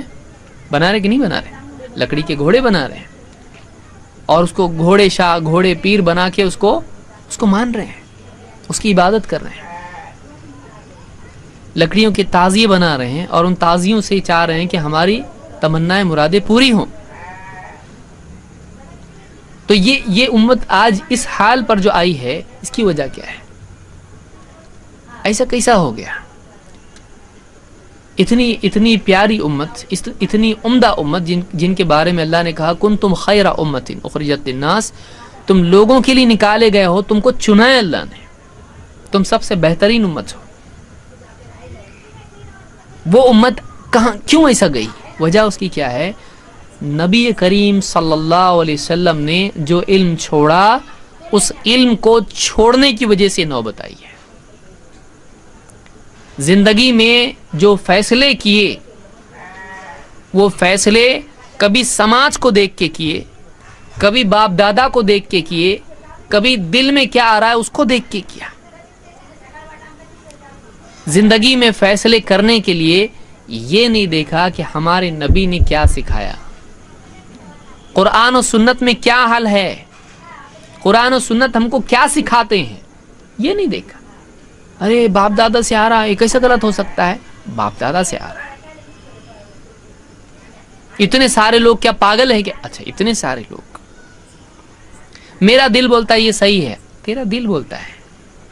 تو یہ صحیح. کبھی یہ بھی دیکھا نبی کیا بولتا ہے؟ نبی کو نہیں دیکھنے کا، باپ دادا کو دیکھنے کا، ساری دنیا کو دیکھنے کا، نبی کو نہیں دیکھنے کا، اپنے دل میں دیکھنے کا. میرا دل کیا بولتا ہے؟ کیوں نبی کا دل نہیں دیکھنے کا؟ نبی کو کیا پسند ہے، نبی کو کیا نہیں پسند ہے؟ نبی کا صرف نام لینے کے لیے ہم لوگ ہیں کیا؟ ہم صرف نبی کا نام لینے کے لیے؟ کیا ہم صرف نبی کی پیدائش کا دن منانے کے لیے ہیں؟ بس اتنا ہی اپنا رشتہ ہے نبی سے کہ بس پیدائش کا دن منا لیا نبی کا، خوش، بہت بڑا کام کیا ہم نے. نبی کی زندگی، نبی کی تعلیمات، نبی کی باتیں، نبی کی سنتیں کس کے لیے ہیں؟ مشرکین کے لیے ہیں، کفار کے لیے ہیں. کس کے لیے؟ اسلام کے دشمنوں کے لیے. کس کے لیے؟ وہ ایسے ہی مٹ جائے، وہ ایسے ہی چلا جائے، کوئی دھیان نہ دے. آپ اگر کوئی چیز قیمتی آپ کے پاس اور اس کو کوئی قیمت نہ دے، آپ کو کتنا برا لگے گا؟ آپ بتائیے، اللہ کے پاس سب سے قیمتی مخلوق اگر ہے تو محمد عربی صلی اللہ علیہ وسلم، سب سے قیمتی بندہ. اور سب سے قیمتی کسی بندے کی بات ہے تو وہ اللہ کے رسول صلی اللہ علیہ وسلم کی ہے. آج برائے غیر جو مسلمان نہیں ہیں وہ نبی کی بات پہ دھیان نہ دیں، اس پہ کوئی شکوہ گلا ہم کو نہیں ہے. وہ تو مانتے ہی نہیں تو کیوں دھیان دیں گے؟ مسلمان دھیان نہیں دے رہا نبی کی بات پر، اس کو کوئی پرواہ نہیں ہے. وہ اخبار پڑھتا ہے، فلاں منتری نے ایسا بولا ہے، فلاں کرکٹ کے پلیئر نے ایسا بولا ہے، فلاں نیتا ایسا بولتا ہے، فلاں کارپوریٹر ایسا بولتا ہے، فلاں نے ایسا بولا، پانی کا ایسا ہے، بجلی کا ایسا ہے، یہ بل پاس ہو رہا، بجٹ بن رہا ہے، سب اس کو دیکھتا ہے. کبھی یہ نہیں دیکھتا ہے کہ اللہ نے قرآن میں کیا کہا، کبھی یہ نہیں دیکھتا ہے کہ ہمارے نبی نے کیا کہا ہے. یہ باتیں معلوم کرنے کے لیے نہیں، منتری کی باتیں معلوم کرنے کی ہیں. جھوٹے لوگ اتنے سارے جو گرے پڑے لوگ ہیں ان کی باتیں دیکھنے کی ہیں. کھیل تماشے فلمی اداکار ان کی باتیں دیکھنے کی کہ ان کا کیا حال ہو رہا ہے. آپ بتائیے واقعی ہماری زندگی کہاں جا رہی ہے؟ کدھر جا رہے ہیں ہم لوگ؟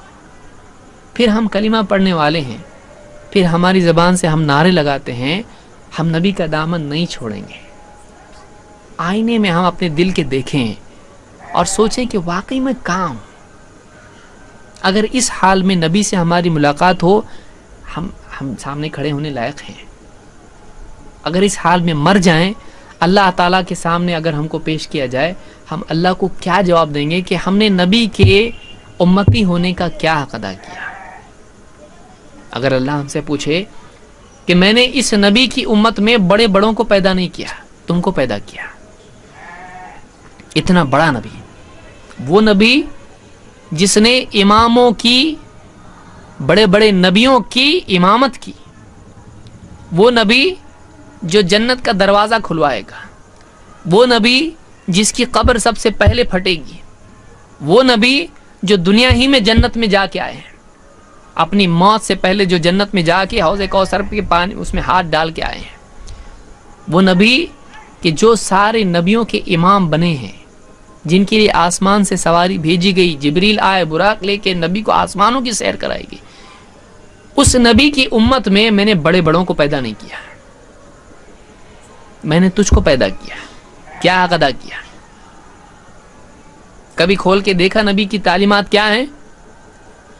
کبھی دیکھا میرا کلام کیا ہے؟ اپنی زندگی کو تو نے باپ دادا کے طریقے پہ ڈالا، اپنی زندگی کو تو نے سماج کے طریقے پہ ڈالا، اپنی زندگی کو تو نے کھیل تماشا کرنے والوں کے طریقے پہ ڈالا، اپنی زندگی کو تو نے شیطان کے بتائے ہوئے طریقے پر ڈالا. تو نے نبی کے طریقے پہ کیوں نہیں ڈالا؟ کیا بیر تھا تجھ کو نبی سے؟ کیا دشمنی تھی تجھ کو؟ صرف باتیں کرتا تھا نبی کے بارے میں. واقعی تیری زندگی میں کیوں نبی کا طریقہ نہیں ہے؟ کیوں نہیں ہے؟ اگر یہ سوال ہم سے پوچھے اللہ، کیا جواب ہے ہمارے پاس؟ ہم خود اپنے آپ سے پوچھ کے دیکھ، کیا جواب ہے اپنے پاس؟ کہاں جا رہے ہیں ہم؟ اتنا بڑا موقع ہم کو ملا ہے، اتنی بڑی فضیلت ہم کو ملی ہے، اتنا بڑا شرف آج ہم کو ملا ہے کہ ہم محمد رسول اللہ صلی اللہ علیہ وسلم کے امتی ہیں. یہ خوشی کی بات ہے ہمارے لیے. ہم کو ایسے نبی کا دین ملا ہے، ایسا دین ملا کہ جو قیامت کے آنے تک باقی رہے گا، جو سارے دینوں پر بھاری ہے. پچھلے سارے نبیوں کا دین منسوخ قیامت تک کے لیے، اب کوئی نیا دین نہیں. ایسا دین کہ جس کے لیے عیسیٰ علیہ السلام آئیں گے، لیکن وہ آئیں گے تو نماز کا وقت ہوگا، فجر کی نماز کا وقت، اور عیسیٰ علیہ السلام آسمان سے نازل ہوں گے، اور جب آئیں گے تو اس وقت کے مسلمان جن سے وہ ملیں گے کہیں گے آپ آگے بڑھیے، ہماری امامت کیجیے، نبی ہیں۔ عیسیٰ علیہ السلام کہیں گے نہیں، بلکہ اللہ کے ہاں کیا چیز طے ہے، تم میں سے تمہارا امیر ہی تم میں سے ایک تم کو نماز پڑھائے گا، تمہارا امام تم ہی میں سے ہوگا، میں تمہاری امامت نہیں کروں گا، بلکہ امام تم میں سے ہوگا، مسلمانوں کا خلیفہ مہدی آگے بڑھے گا، اور اس کے پیچھے ایک امتی کے پیچھے محمد الرسول اللہ صلی اللہ علیہ وسلم کے امتی کے پیچھے وہ امتی جس نے نبی کو دیکھا بھی نہیں، آخری زمانے میں پیدا ہو رہا ہے، صحابی بھی نہیں ہے، لیکن اللہ کا مقرب بندہ، اللہ کا ولی ہے، مہدی مسلمانوں کا امام ہے۔ عیسیٰ علیہ السلام آ رہے ہیں، اتنا بڑا نبی ہے جو اللہ کے حکم سے مردوں کو زندہ کرے، جو اللہ کے حکم سے ماں کے پیٹ سے اندھا پیدا ہونے والا اس کو آنکھ دے،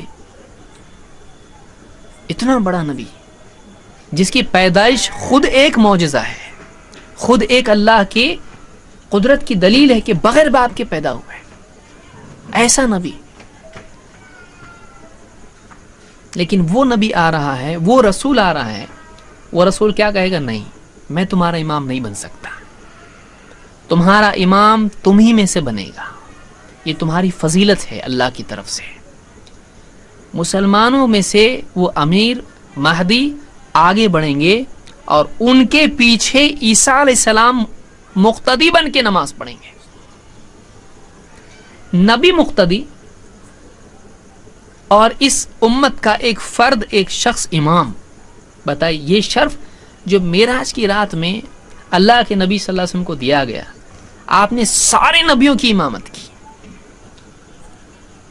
پھر اس امت کو بھی شرف ملے گا کہ ایک نبی جو محمد رسول اللہ صلی اللہ علیہ وسلم سے پہلے کا جو نبی ہے، آپ سے پہلے عیسیٰ علیہ السلام ہے، بیچ میں کوئی نبی نہیں، تو وہ جو نبی ہیں عیسیٰ علیہ السلام، عیسیٰ علیہ السلام جب آئیں گے تو پھر سے ایک بار نماز کی امامت ہوگی، اور اس میں امامت کون کرے گا، اس امت کا ایک فرد، اس محمد صلی اللہ علیہ وسلم کا امتی بھی امامت کرے گا نبی کی۔ کیا فضیلت ہے ایسی امت سے، اور ایسی امت کا فرد اس نبی کی کیا تعظیم کر رہا ہے، خالی باتیں، بڑی بڑی باتیں، نعرے سے کچھ ہوتا ہے، نعرے سے کچھ نہیں ہوتا ہے، کام سے ہوتا ہے۔ ایک آدمی آپ جاب کے لیے کہیں جائیں، فارم بھریں، اپلیکیشن دیں، آپ کو جاب مل جائے، باہر جا کے نعرے لگائے میری کمپنی بہت اچھی، میری کمپنی بہت اچھی، کیا کریں گے آپ کو ہفتہ بھر دیکھے گا، بولے کیا چل رہا ہے، ایک دن میں نکال دے گا، بولے کیا ہے یہ، کام کر اندر آ کے، نعروں سے کیا ہوتا ہے، کام کر، کام نہیں ہے نعرے لگا رہا، تو نعروں سے کوئی خوش ہوتا ہے، نہیں چھوڑیں گے، نہیں چھوڑیں گے، نبی کا دامن نہیں چھوڑیں گے، نعرے لگا رہا ہے، نعروں سے نہیں، کام، زندگی میں عمل ہونا چاہیے۔ وہ عمل کیسا، آزاد عمل نہیں، ہم تو پابند ہیں، ہم کو اللہ نے پابندی سکھائی ہے، کس کی پابندی، اللہ کے حکموں کی پابندی، اور ان حکموں کے ادا کرنے میں اللہ کے محبوب محمد رسول اللہ صلی اللہ علیہ وسلم کی سنتوں کی پابندی۔ ہم اللہ کی مانتے ہیں، رسول کے طریقے کے مطابق اس پر عمل کرتے ہیں، حکم اللہ کا، عبادت اللہ کی، طریقہ رسول اللہ کا۔ کتنا چھوٹا اور کتنا بڑا قاعدہ ہے، ایک دم شارٹ قاعدہ ہے، لیکن زندگی کا سب سے بڑا قاعدہ یہ ہے، جس نے اس قاعدے کو توڑا اس نے اللہ سے اپنا معاہدہ توڑ دیا۔ وَأَوْفُوا بِعَهْدِي أُوفِ بِعَهْدِكُمْ، اللہ نے بنی اسرائیل سے کیا کہا، تم نے جو معاہدہ مجھ سے کیا ہے پورا کرو، میں نے بھی جو معاہدہ تم سے کیا میں بھی پورا کروں گا۔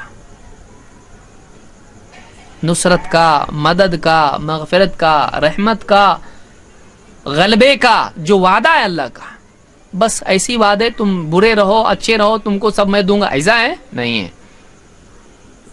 تم نے جو عہد مجھ سے کیا ہے اللہ تیری عبادت کریں گے اور تیرے رسول کے طریقے پہ چلیں گے. اس پر اللہ کی مدد اور مغفرت اور نصرت کا وعدہ ہے. تم پہلے یہ تو کرو پھر میں اپنا وعدہ پورا کرتا ہوں. ان تنصروا اللہ ینصرکم ویثبت اقدامکم. اگر تم اللہ کی مدد کرو گے اللہ تمہاری مدد کرے گا، تمہارے قدموں کو جمائے گا. تو ایک بہت اہم بات ہی معلوم ہوئی کہ یہ جو امت ہے یہ امت بہت شرف کی حامل ہے، لیکن شرف پیدائشی نہیں ہوتا ہے. شرف کیسے ملتا ہے؟ شرف کمانا پڑتا ہے. کیونکہ اللہ نے کیا فرمایا؟ تم بہترین امت ہو جو دوسروں کے لیے پیدا کیے گئے ہو، تم کو دوسروں کے لیے چنا گیا ہے. تم بھلائی کی تاکید کرتے ہو، برائی سے منع کرتے ہو اور اللہ پر یقین رکھتے ہو. اب اگر بھلائی کی تاکید کی خلاف برائی کی تاکید امت کرنے لگے، شرک کو توحید سمجھنے لگے، توحید کو شرک سمجھنے لگے، اللہ کے ساتھ شریک کرنے لگے اور رسول کے طریقوں کو توڑ کے منمانی کرنے لگے، بدعتیں دین میں ایجاد کرنے لگے، اب بتائیے کیسے اللہ کی مدد ہوگی اور کیسے شرف ملے گا؟ اس لیے ہم کو پہلا کام یہ کرنا ہے کہ ہم ایک اپنے عقیدے کی اصلاح کریں، شرک سے نکلیں. 2 بدعت سے نکلیں. بدعت کیا ہے؟ دین میں اپنے دل سے کچھ بھی کرنا، یہ نہیں دیکھنا نبی کا طریقہ کیا ہے. سنت کیا ہے؟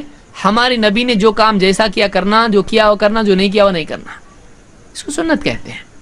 لیکن اپنے دل سے کچھ بھی کرنا، اس کو کیا کہتے ہیں؟ اس کو بدعت کہتے ہیں. دین میں بدعت جائز نہیں ہے. بدعت بہت بری چیز ہے. اور شرک یہ بھی بہت بری چیز. شرک کتنی بڑی بری چیز ہے آپ دیکھیے. شرک کرنے والا ہمارے نبی صلی اللہ علیہ وسلم کی سفارش سے محروم ہو جاتا ہے. بھائی اپنے دل میں تمنا ہے کہ نہیں کہ ہمارے رسول کی سفارش ہم کو ملے.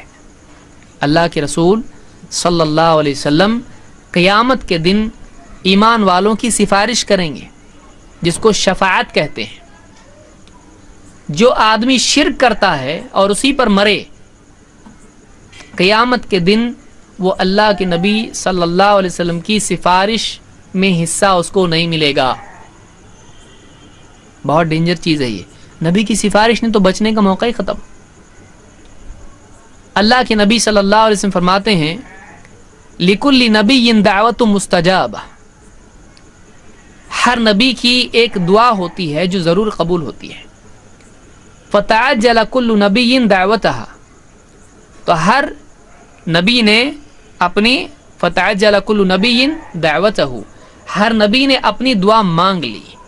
ہر نبی کو نوح علیہ السلام نے مانگی، موسیٰ علیہ السلام نے مانگی، ابراہیم علیہ السلام نے مانگی، زکریا علیہ السلام نے مانگی.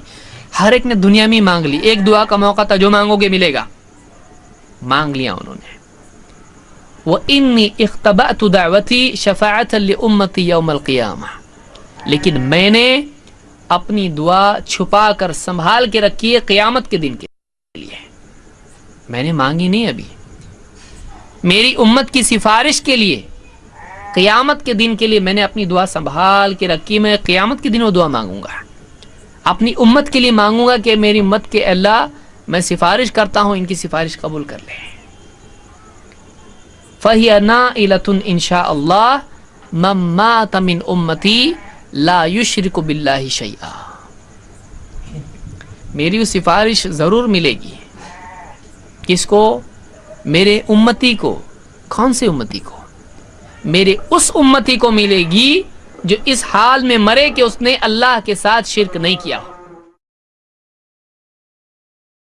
جو آدمی اللہ کے ساتھ شرک نہیں کرتا ہے، جس نے اللہ کے ساتھ زندگی میں شرک نہیں کیا یا کیا تھا تو توبہ کر لی. اگر کوئی آدمی شرک سے توبہ کرتا ہے تو اس آدمی کو حق اس میں ملے گا. تو ایک آدمی اگر وہ شرک کرتا تھا تو قیامت کے دن اللہ کے نبی صلی اللہ علیہ وسلم کی سفارش کا حق اس کو نہیں ہوگا. اسی طرح سے ایک دوسری برائی جیسے شرک کی برائی ہے کہ شرک سے ایک آدمی اللہ کے نبی صلی اللہ علیہ وسلم کی سفارش سے محروم ہو جاتا ہے. اسی طرح سے ایک دوسری چیز ہے بدعت. بدعت کی کیا برائی ہے؟ کوئی آدمی بول سکتا ہے کہ اپنے دل سے اگر کوئی بھلائی سمجھ کے کچھ کی تو کیا ہوتا، اچھی نیت سے کر رہے ہیں تو اچھی نیت سے کریں تو اچھا ہی ہونا چاہیے. جیسے عبادات میں اپنی طرف سے بدعت نکالنا، نبی کا 12 ربیع الاول کا جلوس نکالنا، یا اسی طرح سے قرآن خوانی کرنا مرنے کے بعد کسی کے لیے، یا مثلا فاتحہ دینا، فاتحہ کھانا سامنے رکھے سورہ فاتحہ کل وغیرہ جو پڑھنا، اس طرح کی کئی چیزیں ہیں جو مسلمانوں میں عام ہیں. 11ویں منانا، اسی طرح سے رجب کے کنڈے کرنا وغیرہ، اس طرح کی جتنی چیزیں ہیں یہ اسلام میں نہیں ہیں. لوگوں نے یہ اپنی طرف سے ایجاد کی ہیں. اللہ کے نبی صلی اللہ علیہ وسلم اور صحابہ ایسا نہیں کرتے تھے. آپ صلی اللہ علیہ وسلم نے ہم کو یہ نہیں سکھایا ہے.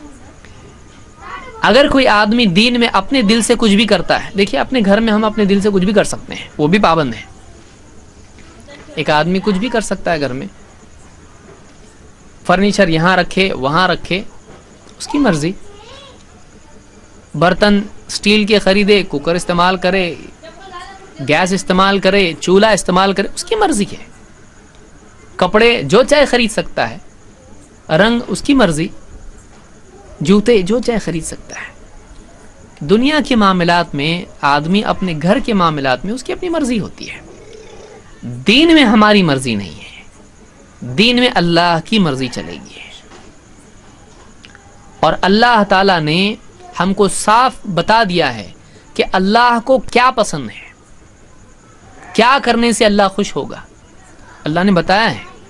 کہاں بتایا؟ قرآن میں اللہ نے بتایا.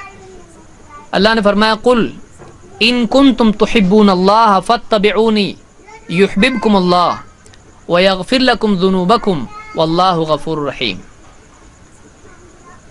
اے نبی آپ کہیے کہ اگر تم اللہ سے محبت کرتے ہو تو میری اتباع کرو، میری پیروی کرو، مجھ کو فالو کرو. اللہ بھی تم سے محبت کرے گا اور تمہارے گناہوں کی مغفرت کرے گا، اور بڑا مہربان، بڑا مغفرت کرنے والا، رحم کرنے والا ہے. تو اللہ کے نبی صلی اللہ علیہ وسلم کی پیروی اگر آدمی کرتا ہے تو بندے سے اللہ محبت کرے گا. لیکن اگر نبی کا طریقہ چھوڑ کے چلتا ہے تو اللہ کی محبت کا حصہ اس کو نہیں ملنے والا ہے. اللہ اس سے ناراض ہوتا ہے جو نبی کا طریقہ چھوڑ کے چلتا ہے. تو ایک تو یہ کہ شرک اگر آدمی کرتا ہے تو نبی صلی اللہ علیہ وسلم کی سفارش اس کو نہیں ملے گی. اور اگر آدمی بدعت کرتا ہے، بدعتیں نکالتا ہے دین میں، اپنے دل سے کچھ بھی نئے طریقے نکالتا ہے، اس کا انجام قیامت کے دن کیا ہوگا؟ اللہ کے نبی صلی اللہ علیہ وسلم فرماتے ہیں انا فرطکم علی الحوض، میں حوض پر تم سے پہلے پہنچوں گا. اور حوض سے مراد حوض کوثر ہے.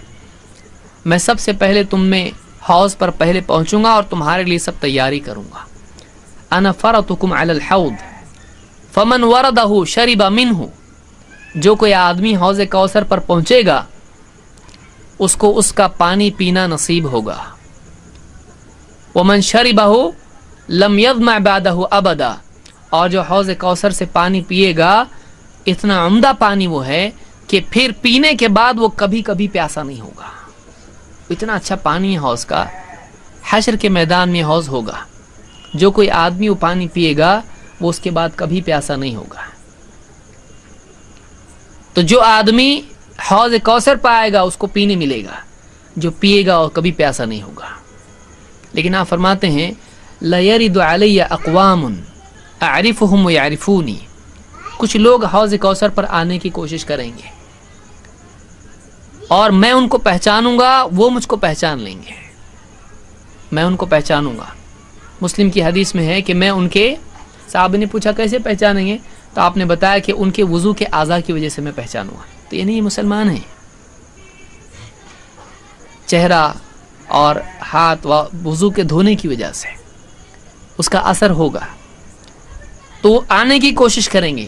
لَيَرِدُ عَلَيَّ أَقْوَامٌ أَعْرِفُهُمْ وَيَعْرِفُونِي، کچھ لوگ آنے کی کوشش کریں گے، میں ان کو پہچان لوں گا، وہ مجھ کو پہچانیں گے. جتنی ساری بھیڑ ہوگی، نبی ہوں گے الگ الگ الگ، وہ برابر پہچان کے آئیں گے. ہاں دیکھو یہ محمد صلی اللہ علیہ وسلم کا حوض ہے. آپ فرماتے ہیں ثم یحال بینی و بینہم، لیکن پھر اچانک میرے اور ان کے بیچ میں فرشتے آ جائیں گے، آنے نہیں دیں گے، ان کو مار کے دھکے دے کے دور کریں گے. فاقول انہم منی، میں فرشتوں سے کہوں گا نہیں نہیں وہ میرے ہیں، وہ میرے ہیں، میرے امتی ہیں، دیکھو ان کے وضو کے اعضاء کی وجہ سے میں ان کو پہچان رہا ہوں. انہم منی، وہ میرے ہیں، ان کو آنے دو. ہمارا نبی کہہ رہا ہے آنے دو، فرشتے آنے دے رہے ہیں؟ نہیں. فرشتے کہیں گے انک لا تدری ما بدلوا بعدک، اے نبی آپ کو نہیں معلوم، آپ کو نہیں معلوم انہوں نے آپ کے بعد دین میں کیا کیا تبدیلیاں کی، آپ کو نہیں معلوم انہوں نے دین میں کیا کیا چینجز کر دیا، آپ کو نہیں معلوم. انہوں نے دین کو کچھ کا کچھ کر دیا، اپنے دل سے دین میں چینجز ایسے کیے کہ دین کے نام پر بہت کچھ کیا جو دین نہیں تھا. آپ کے بعد دین میں کیا کیا تبدیلیاں انہوں نے کیا، آپ کو نہیں معلوم. آپ دیکھیے فرشتے کہیں گے آپ کو نہیں معلوم. اگر کوئی دوسرا کہے تو کتنا لوگ چڑھیں گے. فرشتے کہہ رہے ہیں آپ کو نہیں معلوم. کیوں؟ اس لیے کہ اللہ نے اپنے نبی کو نہیں بتایا. فرشتے کہیں گے آپ کو نہیں معلوم انہوں نے آپ کے بعد دین میں کیا کیا تبدیلیاں کر دی. اللہ کے رسول صلی اللہ علیہ وسلم جب یہ بات سنیں گے آپ یہ نہیں کہیں گے تم کو کیا معلوم، مجھ کو معلوم ہے. آپ نے یہ نہیں کہیں گے.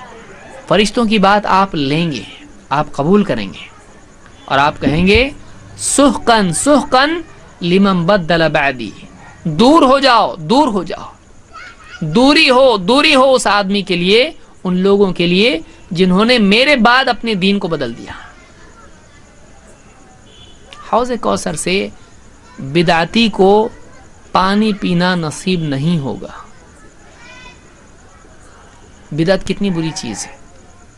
دین ہمارے لیے کھلونا نہیں ہے، دین جھومر نہیں ہے کہ جو چاہے بلب اس میں لا کے لگا دیا.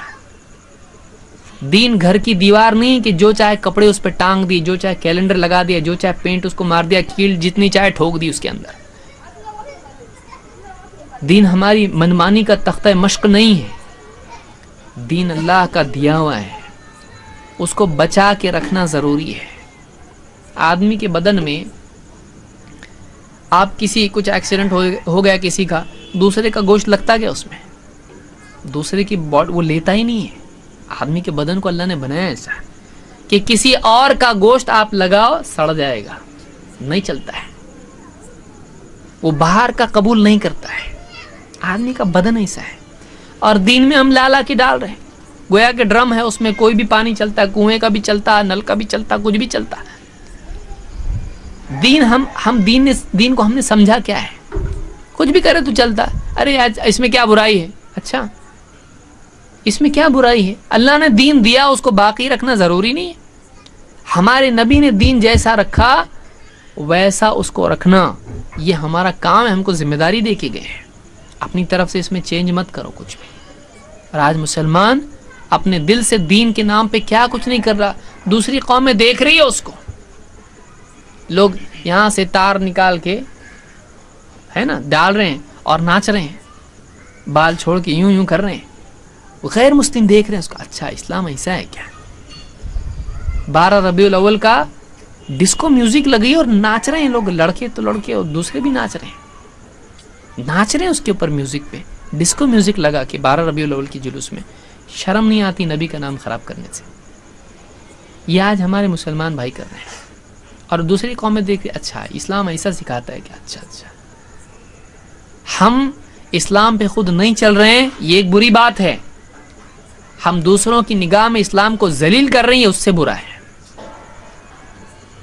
ایک آدمی اسلام کی بدنامی کا ذریعہ بنے، اس سے بڑا گناہ کیا ہو سکتا ہے.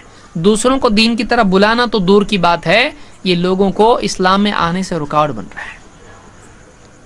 تو جو آدمی بدعت ایجاد کرتا ہے، بدعت دین میں داخل کرتا ہے، قیامت کے دن اس کی وعید یہ ہے کہ حوض کوثر سے اس کو پانی پینے نہیں ملے گا.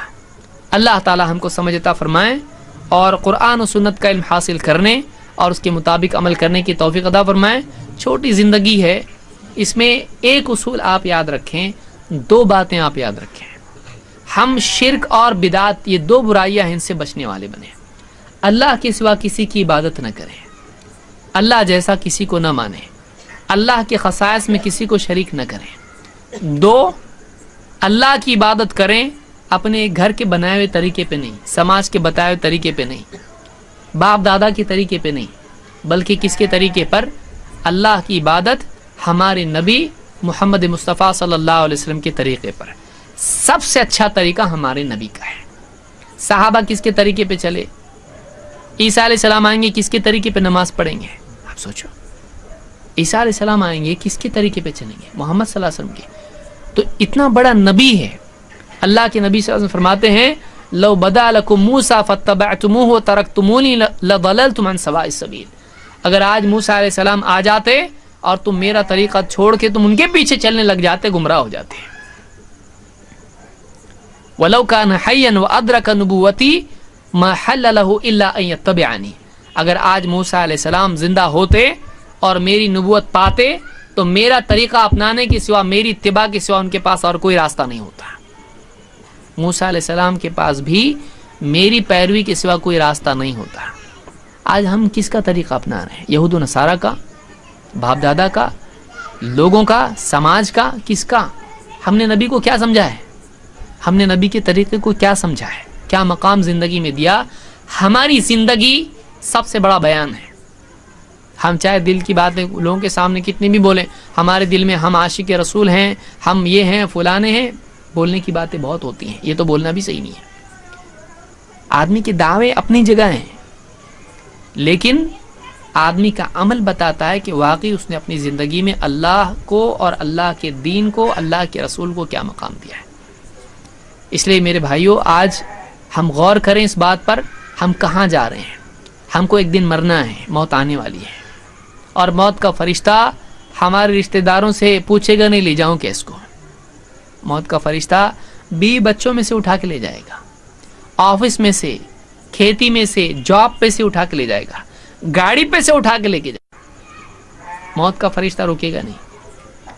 پھر سارے رشتہ دار ادھر، ساری تجارت ادھر، سارا پیسہ ادھر، ساری ڈگری ادھر، سارے عہدے ادھر، سارا سماج ادھر، ساری دنیا ادھر، اکیلے اس کو اٹھا کے لے کے جائے گا۔ اللہ کے سامنے کھڑا ہونا ہے، جواب دینا ہے زندگی کا۔ پھر ہمیشہ کی جنت ہے یا ہمیشہ کی جہنم ہے۔ کوئی یہاں ہمیشہ رہنے کے لیے آیا نہیں ہے۔ ہمارے پہلے بہت لوگ آئے، بہت بڑے بڑے پلان کیے، بڑی بڑی باتیں کرے، گئے، نہیں ٹکتا کوئی یہاں پہ، دوسرے لوگ ان کی جائیداد پر قبضہ کر کے بیٹھ گئے۔ یہ سلسلہ چلتا رہے گا، لیکن یہاں آ کے اپنی وہاں کی جائیداد بنا لینا یہ عقل مندی ہے۔ یہ جائیداد چھوٹنے والی ہے، اب یہ بھی چھوٹی وہ بھی چھوٹی، ایسا ہوا تو یہ بے وقوف آدمی ہے۔ یہ تو چھوٹنے والی ہے، اس کے لیے کوشش آدمی کرے، اس کو بک کر لے یہیں پہ۔ وہ یہاں بکنگ ہوتی، وہاں نہیں۔ مرنے کے بعد، مرنے سے پہلے بکنگ ہوتی۔ اس کی آخری تاریخ کیا ہے؟ مرنے کی تاریخ ہماری ہے۔ اور کیسے بک ہوتی ہے؟ دو چیزیں اس کے لیے ہے، اللہ کی عبادت اور محمد صلی اللہ علیہ وسلم کی سنت۔ یہ دو چیزیں جس کی زندگی میں ہیں وہ کامیاب ہے۔ ان دو میں سے کوئی ایک چیز زندگی سے نکل گئی، ناکام ہے۔ کتنا بھی ہوشیار رہنے دو، بہت ہوشیار ہیں، نہیں چلتا۔ قارون، فرعون، ایک سے ایک بڑھ کے لوگ تھے، سب کو اللہ تعالیٰ نے نالی میں ملا دیا، کچھ ویلیو نہیں ہے، ڈبو دیا فرعون کو، قارون کو، حامان کو، سب کو دھسا دیا، اللہ نے برباد کر دیا۔ کچھ نہیں چلتا اللہ کے آگے۔ ہاں، اللہ کا دین اگر کسی کی زندگی میں ہے، لا الہ الا اللہ کسی کی زندگی میں ہے، تو اللہ تعالیٰ جب تک کہ زمین پر لا الہ الا اللہ کہنے والا ہوگا، زمین کے نظام کو چلائے گا۔ مسند احمد کی روایت میں ہے، قیامت قائم نہیں ہوگی جب تک کہ زمین پر لا الہ الا اللہ کہنے والا ہوگا۔ لیکن کون؟ جو واقعی لا الہ الا اللہ کہنے والا ہو، جو صرف منہ سے نہیں دل سے بولنے والا ہو، اس کی زندگی لا الہ الا اللہ کے مطابق ہو۔ اللہ تعالیٰ ہم کو اشہد ان لا الہ الا اللہ و اشہد ان محمد رسول اللہ اس کلمے کے مطابق بننے کی توفیق عطا فرمائے، اور شرک اور بدعت سے بچنے کی توفیق عطا فرمائے، اور دین کا علم حاصل کرنے کی، قرآن و سنت کے سیکھنے کی ہم سب کو توفیق عطا فرمائے، اور اندھے پن سے بچنے کی توفیق عطا فرمائے۔ ضد سے بچنے کی توفیق عطا فرمائیں اور بے بنیاد چیزوں کو دلیل بنانے سے ہم سب کی حفاظت فرمائیں. اقول قولی ھذا